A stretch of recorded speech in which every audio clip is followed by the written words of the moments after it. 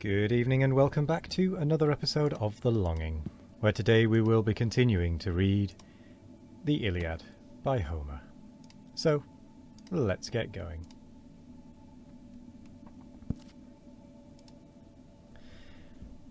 It fits thee not before these chiefs of fame, replied the sage, to praise me or to blame.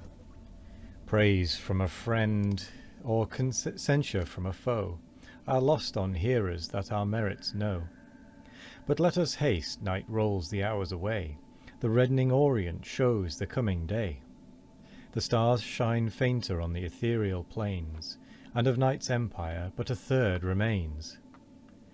Thus having spoke with generous ardour, pressed in arms terrific their huge limbs they dressed.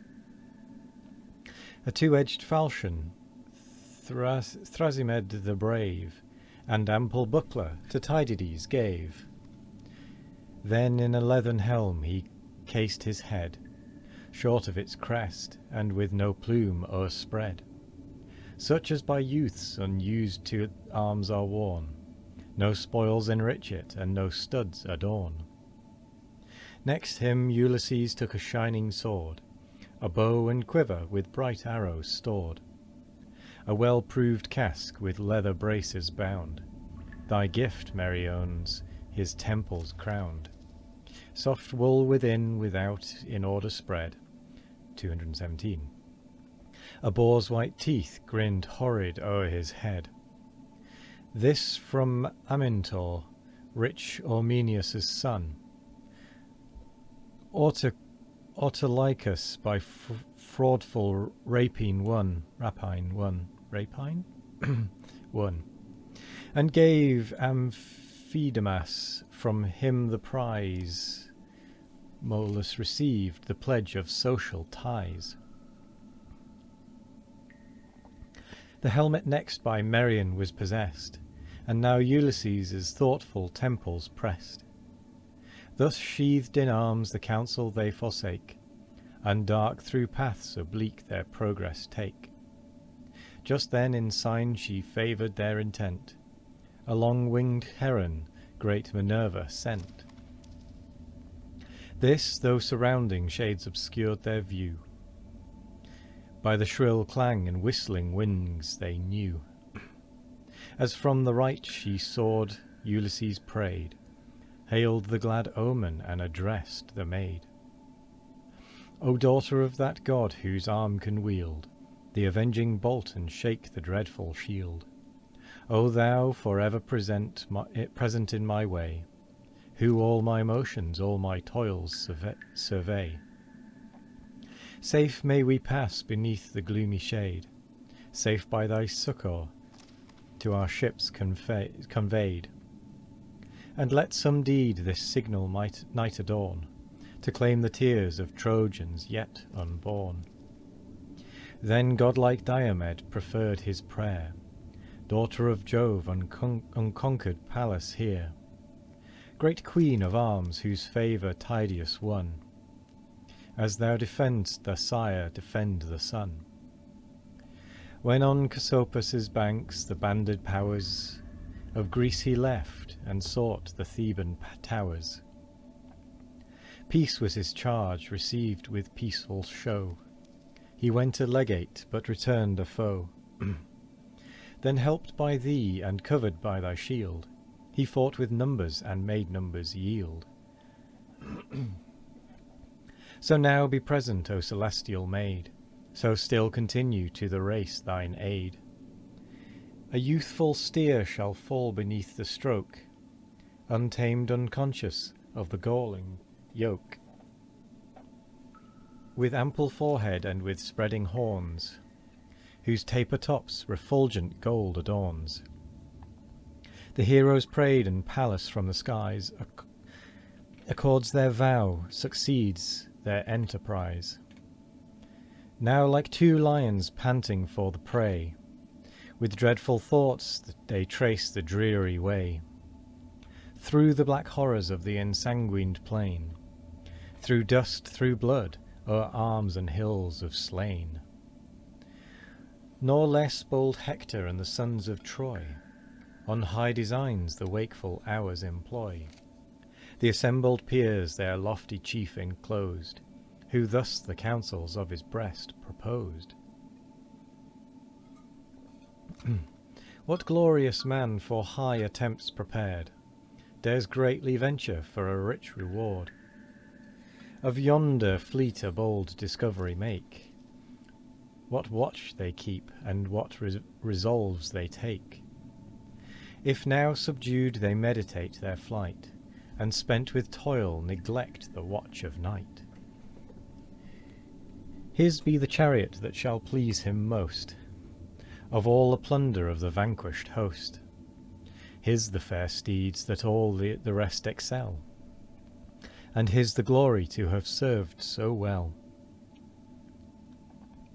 A youth there was among the tribes of Troy, Dolon his name, Eumedes' only boy. 5 girls beside the reverend herald told, rich was the son in brass, and rich in gold. Not blessed by nature with the charms of face, but swift of foot and matchless in the race. Hector, he said, my courage bids me meet this high achievement and explore the fleet. But first exalt thy sceptre to the skies, and swear to grant me the demanded prize, the immortal coursers and the glittering car that bear Pelides through the ranks of war. Encouraged thus, no idle scout I go, fulfil thy wish, their whole intention know. Even to the royal tent pursue my way, and all their counsels, all their aims betray. The chief then heaved the golden sceptre high, attesting thus the monarch of the sky. Be witness thou, immortal lord of all, whose thunder shakes the dark aerial hall. By none but Dolon shall his prize be borne, and him alone the immortal steeds adorn. Thus Hector swore the gods were called in vain, but the rash youth prepares to scour the plain. Across his back the bended bow he flung, a wolf's grey hide around his shoulders hung. A ferret's downy fur his helmet lined, and in his hand a pointed javelin shined. Then, never to return, he sought the shore, and trod the path his feet must tread no more. Scarce had he passed the steeds and Trojan throng, still bending forward as he coursed along, when on the hollow way the approaching tread Ulysses marked, and thus to Diomed, O friend, I hear some step of hostile feet, moving this way or hastening to the fleet. Some spy, perhaps, to lurk beside the main, or nightly pillager that strips the slain. Yet let him pass, and win a little space, then rush behind him, and prevent his pace. But if too swift of foot he flies before, confine his course along the fleet and shore. Betwixt the camp and him our spears employ, and intercept his hoped return to Troy. With that they stepped aside and swooped their head, as Dolon passed behind a heap of dead. Along the path the spy unwary flew, soft at just distance both the chiefs pursue. So distant they, and such the space between, as when 2 teams of mules divide the green, to whom the hind like shares of land allows, when now new furrows part the approaching ploughs. Now Dolon listening heard them as they passed. Hector, he thought, had sent and checked his haste, till scarce at distance of a javelin's throw, no voice succeeding, he perceived the foe, as when 2 skilful hounds the leveret wind or wind, or chase through woods obscure the trembling hind. Now lost, now seen, they intercept his way, and from the herd still turn the flying prey. So fast and with such fears the Trojan flew, so close, so constant, the bold Greeks pursue. Now almost on the fleet the dastard falls, and mingles with the guards that watch the walls. When brave Tydides stopped a generous thought, inspired by Pallas, in his bosom wrought, lest on the foe some forward Greek advance, and snatch the glory from his lifted lance, and thus allowed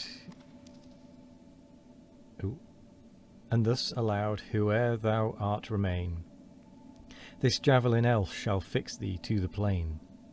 He said, and high in air the weapon cast, which wilful erred, and o'er his shoulder passed, then fixed in earth against the trembling wood.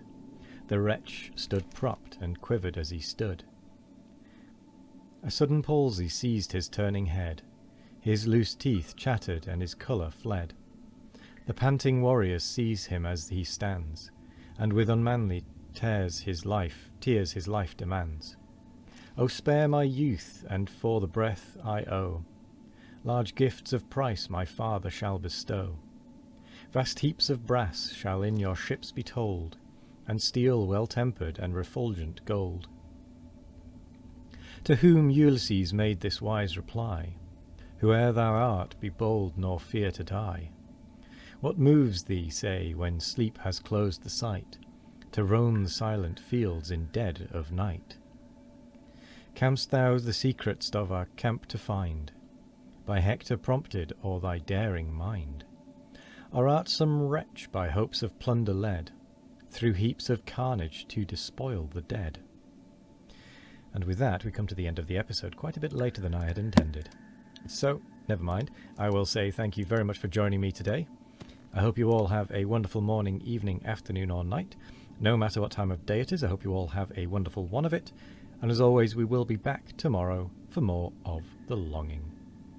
Goodbye.